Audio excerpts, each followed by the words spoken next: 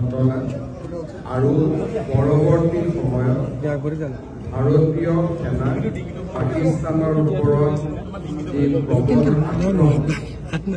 আৰু আক্ৰমণৰ ফলত শতাধিক সন্ত্ৰাসবাদী নিহত হোৱা ঘটনা এই আটাইবোৰক এখন প্ৰদৰ্শনীৰ জৰিয়তে ৰাইজক জ্ঞাত কৰাৰ উদ্দেশ্যে ভাৰতীয় জনতা পাৰ্টীয়ে আমাৰ মুখ্য কাৰ্যালয় এখন সুন্দৰ অথচ তথ্যৰে ভৰা প্ৰদৰ্শনীৰ আয়োজন কৰিছে।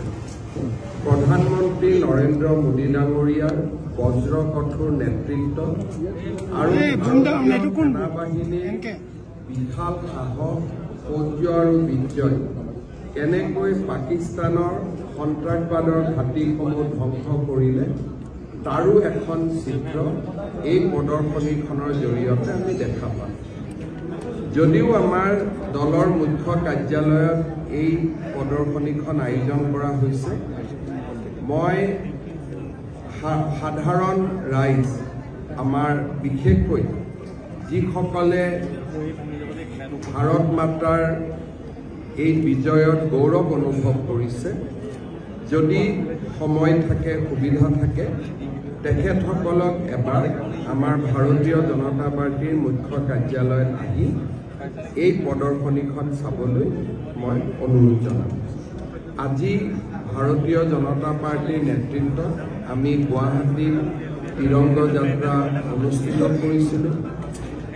অসম বৈভৱ আৰু সেনাবাহিনীৰ প্ৰাক্তন লেফটেনেণ্ট জেনেৰেল ৰাণা প্ৰতাপ কলিতা, আমাৰ ৰাজ্যিক সভাপতি দিলীপ শইকীয়া, সাংসদ বিজুলী কলিতা মেধিকে আদি কৰি আমি সকলোৱে এই তিৰংগা যাত্ৰাটো অংশগ্ৰহণ কৰিছিলোঁ। তিৰংগা যাত্ৰা আমি জিলাৰ পৰা মণ্ডলৰ পৰা বুথলৈকে লৈ যাব খুজিছোঁ, কাৰণ পাকিস্তানে এনেকুৱা ধৰণৰ ঘটনা যে আজিয়ে কৰি বাদ দিব তেনে নহয়।